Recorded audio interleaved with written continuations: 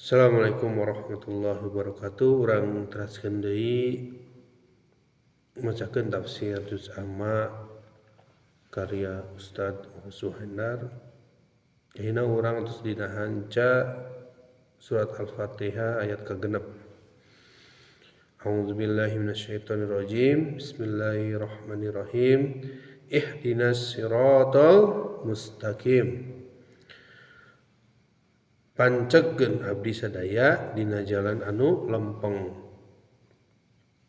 Ihdina pancegkeun kayakinan abdi sadaya asyirata dina jalan kahirupan al-mustaqim anu bener tul lempeng. Sabada muji ka Allah jeung ikrar rek sumujud ka mantena, maka ayat kagenep ngeusi isti'anah nedapi tulungan sangkan dipaparin pituduh hirup jeung dipancekeun dina jalan anu lempeng anu dipikaridho ku Allah Subhanahu wa taala. Kecap ihdina atawa hidayah akar kecapna diwangun ku tilu huruf ha, dal, jeung ya. Nu mibanda harti pituduh atawa lemah lembut sedangkan para mufassirin mah ngahartian hidayah teh at-thariqu al-musliu ila al-matlub. Jalan nu jadi cungkang lantaran pikeun ngahontal nu dipika maksud.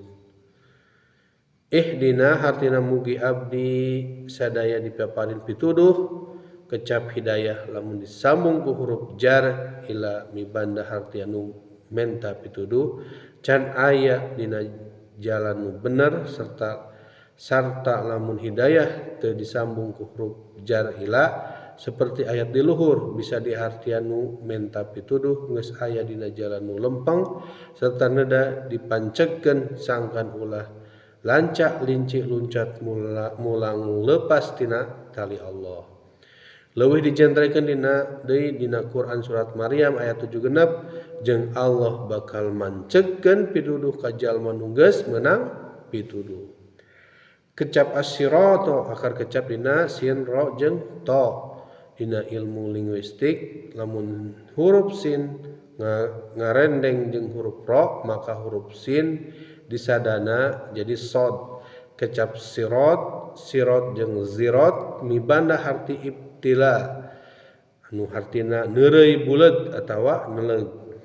Sirat dihartian jalan nu lebar tur lempeng seperti jalan tol. Saking gedena jalan seolah-olah kendaraan nu ngalewat di telegu jalan. Kecap sirat diulang 45 kali dina Al-Qur'an. Dina ngalewat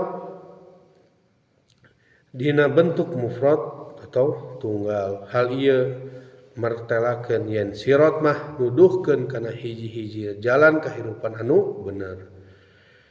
Disagadeungeunna sirat dina Al-Qur'an aya kecap anu sarimbag nyaeta kecap sabil nu bentuk jamanna subul. Kecap sabil atawa subul kadangkala direndengkeun jeung Allah jadi sabilillah atawa direndengkeun jeung setan jadi sabilis syaiton atawa sabilit tagut.